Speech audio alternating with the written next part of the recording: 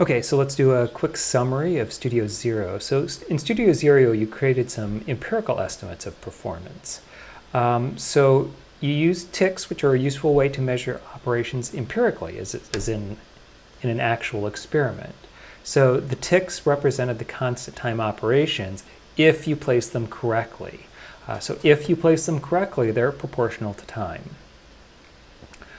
So there's some limits to these empirical approaches. So the empirical approaches requires a lot of work. You have to create the code, you have to set up some experiments, you have to choose the right data for your experiment. So in some of the examples we'll look at later with sorting, the code performs differently on different orders of data, and you want to be sure to examine the ones that would be of interest to you or where the worst case would occur.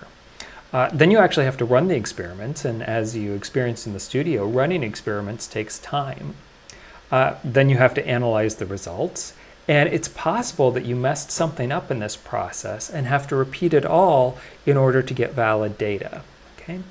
Not only that, remember that often we're trying to figure out which of multiple algorithms is better. So if you're trying to decide between two alternatives, you have to go through all of this for both alternatives. Create two sets of code, run multiple sets of experiments, analyze all of the results of both experiments to compare them to one another.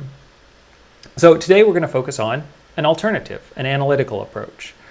So as compared to the empirical approach, no code is needed. So you can use this approach to decide which version of code is worth creating before you actually create it. Now, you do need to have a plan. You need to know what your code is going to be doing, and you have to be pretty precise about it. But still, you can use this in advance of actual implementation. Another huge advantage of this is that it's easier to focus on the worst case. You can estimate operations needed in the worst case even without a really precise idea of what causes the worst case or when the worst case occurs.